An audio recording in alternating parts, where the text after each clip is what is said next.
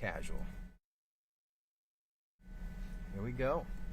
Good morning, everybody. I couldn't be more excited today. Number one, favorite holiday of the year, Veterans Holiday, because it is Veterans Day and it is a celebration. And I have the one, the only, Vinny Munito in the truck with me today. Vincent, but we all call you Vinny here in town. Yes, Vinny, thank you for joining me today, man. I appreciate it. I know it was short notice. Thank you for the offer. And to get you here today, pretty awesome. You're a busy guy for knowing and doing so much as you've done in your life. You still stay busy. Well, I keep trying to do, yeah. So, Vinny, talk to me a little bit. Let's learn the basics. Let's introduce you to Central Florida first and foremost. Where are you from originally? Yeah. Okay. Let me go back to history. Yeah. Let's write the history lesson here. You don't even have to worry about that. We're gonna go for a little drive and pull out of here. If you want to throw your seatbelt on, and we'll come back here and I'll drop you right back off here. But part of the ride along with Trooper Steve, we got to drive around a little bit.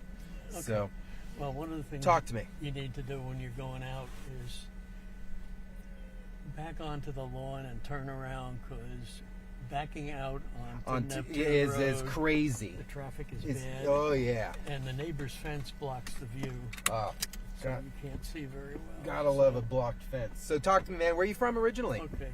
Originally, I was born and raised in the Bronx, New York City. Okay. Born in December 1940. 1940. So I'm going to be 85 next month. And you're still all over the place. I'm trying. All right. I'm so trying, you know. You went to high school in New York? I went to high school in New York and then college. It was an interesting time growing up in the late 40s and in the 1950s, because the atmosphere and the treatment of veterans was very different, because veterans were very common at that point. Okay. You know, from World War II and then Korea. For example, one of the things I noticed as I was growing up, the movie theaters had admission price for adults, children, but many of them also had a discounted price for soldiers in uniform. Wow, so you'd go to the movie theater in uniform and you can get a discount. You get a discount because that's how they were treated by the population. Okay. So the other thing that was, I have to tell you, a little bit unique in New York City, the drinking age was 18. Most of the areas around the city was higher than that. Right. But at 18, you were required to register for the draft. Well, since a lot of us kids didn't have cars or families with cars, practically the day after they were 18, guys would crowd the draft office to get registered, because a U.S. government draft card proving your age was considered legitimate ID to be able to buy alcohol. So you'd get youth saying, well, if I want to drink, all I have to do is sign up for the draft, thinking they're not going to get drafted, and I've got my card and I can drink. Yeah, well, we didn't know at that point, right. Obviously. You know, like I was 18 in 1958, so the wars were over and things were relatively calm. Okay. Other than the anti-communist, political activities going on. But anyway, I enrolled in college in New York, NYU, actually in the campus at Greenwich Village. Nice. Which was also the hippies' time. A little before my time, but I'm definitely aware of it. For folk singers and things right. like that. And at that time, when you were registered in college, you automatically got an exemption from being drafted. Okay. So at that time then, when if you're, I just want to clarify, like, so if you're in college, you weren't able to be drafted, is what you're saying. Right. Okay. And a lot of the colleges offered ROTC type programs. I wasn't in one myself, but did that. But after college, I got a job in an insurance company in Lower Manhattan. I didn't have a specialized type degree, so what they did at that time for folks like me, they gave us what they called an aptitude test. Okay. To Which would try be and basically a written test to get an idea of what kind of work we might be fitted to do. so like almost like today's ASVAB test that students would take prior to entering or enlisting. Yeah. Okay. And they didn't use the word at the time, but they looked at my aptitude test, and basically it came out nerd. Vinny. And You got I know Vinny, so I know he's got a sense of humor. I just didn't think it was gonna pop out Well, right here. All right. so They're like, you're book smart. they put me into the computer department. Okay. Well, the computer department in the early 1960s was very primitive compared to today. The computer I started with had 40,000 characters of memory, and it used vacuum tubes. Whoa. I wouldn't even know what that looks like. And it was huge. It took up enormous amount of space, required a lot of power and a lot of air conditioning because Okay. of the heat. Eventually, we upgraded and got a chip-based machine with 80,000 characters. Oh, wow. Which is, much less than what it takes to put one picture on your telephone today. Absolutely, right. But as it turned out, working in there helped because I got called in for a physical. I was the typical 98-pound weekly, but Okay. other than that, I was rated 1A, Which would be, which was the top category eligibility.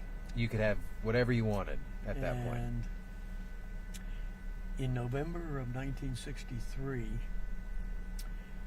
I received what I didn't realize at the time, but it was one of the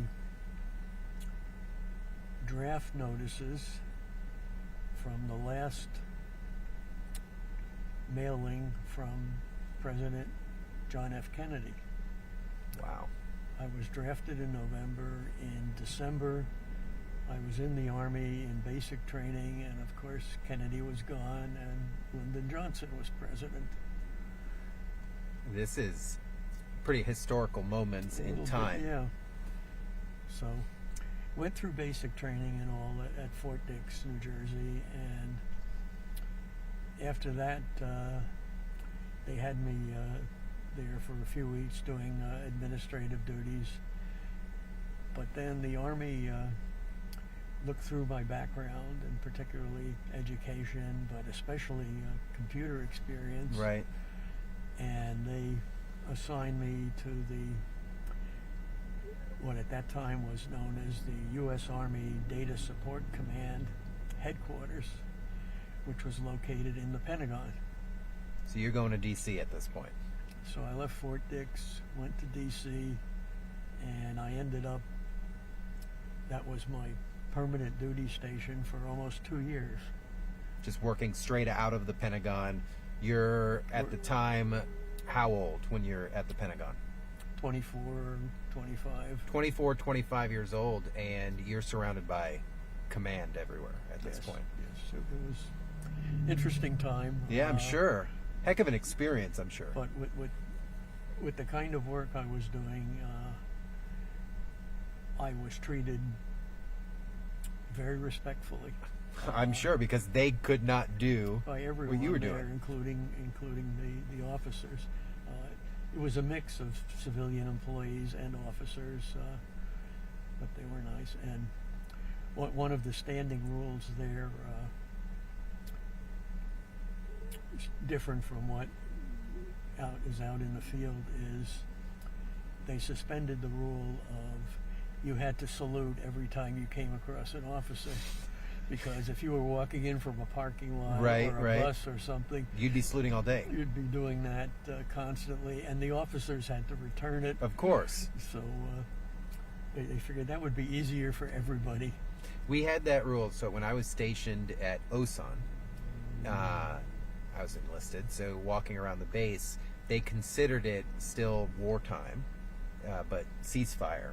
So there would be certain officers that get upset, be like, "Don't salute me out in public out here." Mm-hmm. And there were one colonel was like, "You want me to get taken out or something?" I was like, "Well, be nice," kind of thing, and I'll stop saluting you. Yes. So you've entered that portion of your career. You're now at the Pentagon. How long were you actively in the military? Because your service didn't stop there, because you end up transitioning into the civilian side. Yeah, I was drafted for 2 years. As I said, my permanent duty station was there in the Pentagon in '64, and particularly in '65 after the Gulf of Tonkin incident, and we started getting much more heavily involved in Vietnam. I did do some TDY. Okay. You could say some routine, some classified, basically involved with establishing computer-type communications between the Army headquarters in Saigon and the Pentagon. Someone had to do it. Yeah.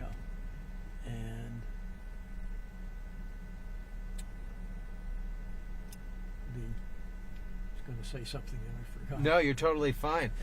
So during that time, though, just to kind of, because I know we could sit here, we could have an hour podcast to talk about some things, and I would really like to invite you back in to talk about some other stuff. But I do want to get to your civilian time, because you stayed with the DoD for quite some time. During that specific time, what were you doing? Well, similar type stuff. Okay. I transitioned and I separated from active duty in December of '65. Took a holiday break back home, and by January of '66, I was in civilian clothes back at the Pentagon, and I spent a little over 10 years Wow. as a civilian working for the Army, again with the computer type activities in support of Vietnam, and lasted until after the war ended. All Right. the POWs were returned and all, and finally in '76, when things had basically settled down and all, I was offered an executive job in New York State government. So you went back home. And I went back home. By that time, I had gotten married and had a son. So That's I moved awesome. up to New York State. And, So how long have you now been here in the state of Florida? well, I retired from New York in 2003. We moved down into this area and temporarily, and I bought this house in Kissimmee in 2004. So I've been in this house since 2004. Long time, man. I Long grew up time. down here in this town. Yeah. I remember when this road was only 2 lanes. I'm sure Yep. you do too. I enlisted in '05, so when you came down here, I was just starting my military career. Before we end this, you're involved heavily here with a lot of veteran resources, and I just want to give you a quick minute, just talk about what you're doing and how people can get involved, because you're a big promoter of making sure people are aware of what's happening.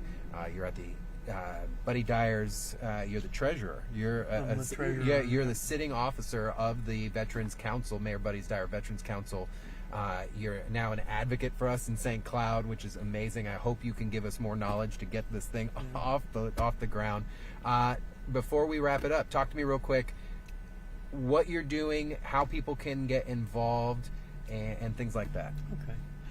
Well, as I say, we settled in here my wife and I both had relatives in various parts of Florida. So by 2007, things were going smoothly, and I thought about it. And when I was growing up, they always talked about retirement, sitting on the front porch, looking out at the world, and I figured that was a way that would turn you into a vegetable. Yeah, most times, So right? I needed to be active. So I started looking around, and the first thing I found was there was an Osceola County chapter of the Vietnam Veterans of America. So I went and I joined that. That's an organization that was founded over 40 years ago Right. by Vietnam veterans who felt they had not been properly treated when they returned home from the war for a lot of different reasons. Some of the veterans, under the leadership of Jan Scruggs, went out, and they were the ones who did the political and fundraising and got the Vietnam Memorial Wall built in Washington. From roots from here in Osceola. No, Oh. just around the country. Gotcha. Okay. I thought you were saying it started here, like that No. mission. But the other group establishing the Vietnam Veterans as a national organization. Okay. And what I found here was the Osceola County chapter, which I joined to get in. And as it turned out, after a couple meetings, when they saw me being a little bit obsessive and taking notes, they asked me to be secretary Okay. of the chapter. So you've been involved And- since go. Except for a 1-year break, I've been secretary of the Osceola chapter So you're secretary since here in Osceola since 2007. Holy cow. And how long have you been the treasurer in the city of Orlando? Well, This kind of makes sense, Vinny, because guys, everywhere Vinny goes, he's got a notepad with him, and like you've got your book with you, kind of thing. So Yeah. you've been involved with Buddy Dyers for how long? yeah. Well, there had been a Vietnam Veterans chapter in Orlando, Okay. and they shut down in early 2009 because they just couldn't stay operational. Okay. When I saw that, and I realized we were the only ones in Central Florida. In 2009, I joined Buddy Dyer's City of Orlando Veterans Council. Right. In 2012, Mayor Dyer's head of the council passed away, and he reorganized the structure and formally established positions, and I became treasurer, and I've been treasurer in City of Orlando Veterans Council since 2012. What? But at the same time, I was also treasurer Here. for the Osceola County Vietnam Veterans Chapter. So I am secretary and treasurer. So you're both secretary and treasurer here, here, and then treasurer in Orlando. treasurer in Orlando. So you kind of know what you're doing when it comes to hopefully money. Generally, Yeah, I would think so, right? I get a lot of help because in Orlando we work with the city's finance office. Well, I actually it was pretty cool. I got to run into Mayor Buddy Dyer this morning and told them I was riding with you and I was with Pavla. Pavla was like, "Oh, you got to tell Vinny I said hi. We love him over here." And so Mayor Buddy Dyer wanted me to make sure that Happy Veterans Day. He wanted me to make sure because we were filming our Christmas promo. Okay. So he wanted me to make sure that you're aware of that. But Vinny, we could go on all day. Unfortunately, I am restricted when it comes to streaming time. So I want to thank you for everything, for what you do in this community. I see you all the time. We get to serve together at the museum, and I hope that you can help guide us in St. Cloud. I genuinely mean that. You got a lot of knowledge, and we have no idea what we're doing right now. So we did have our first Soldier City Sunday this past Yep, week. I was there. Success, I would call it. And I think it's only going to Yeah. get bigger. I think it's going to get bigger. Yeah, I hope so. I know the mayor there, Chris, who's Yep. been involved with the museum now for Long 5 time. years. I've worked with him.